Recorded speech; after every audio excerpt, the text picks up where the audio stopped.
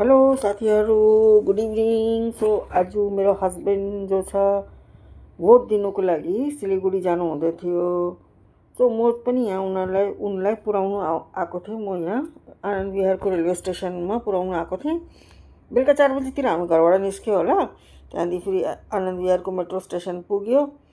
1.5 घन्टा जस्तो लाग्यो हामीलाई पुग्नुमा। अन्त यहाँ चाहिँ यो त कनेक्टिभिटी मलाई यति राम्रो लाग्यो नि आनन्द विहारको मेट्रो स्टेसनको। मतलब यति राम्रो उत्यो थियो, के भनौँ, देश बदल रह्यो भन्छ नि, हो त्यही पाराले यति राम्रो मेट्रो स्टेसन। त्यहाँबाट फेरि पैदल पैदल पैदल पैदल यो एउटा ब्रिज जस्तो थियो, त्यसबाट निस्केर हामी पैदल पैदलै गयो। रेलवे स्टेसन यी छेउमै छ, वकिङ डिस्टेन्समै। सो रेलवे स्टेसनतिर लाग्यो। यहाँ ट्रेन, हस्बेन्डको ट्रेन पनि आइसकेछ। यहाँ यो राजधानी थियो, मिजोरमको कोही राजधानी ट्रेन हो यो।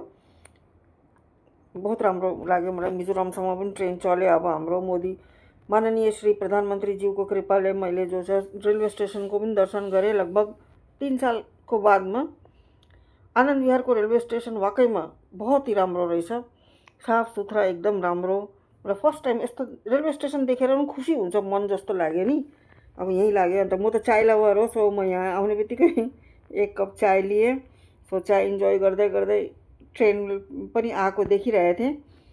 त टाइम थियो, काफ़ी टाइम थियो, 1.5 घन्टा जस्तो थियो। त ट्रेन लागिसकेको थियो।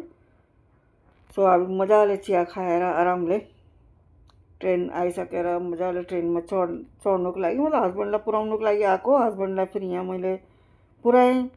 हस्बेन्डसित लास्ट सी अफ गरेँ। अब 1 हप्ताको लागि चाहिँ अब हामी अलगै छ, 1 हप्तासम्म।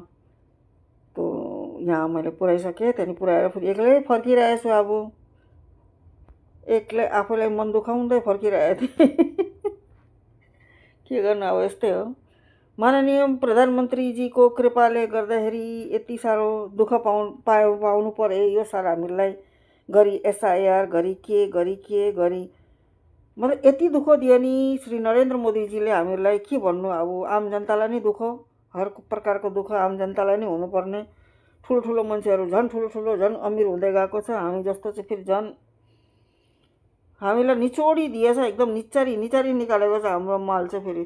So thank you so much for watching, love you.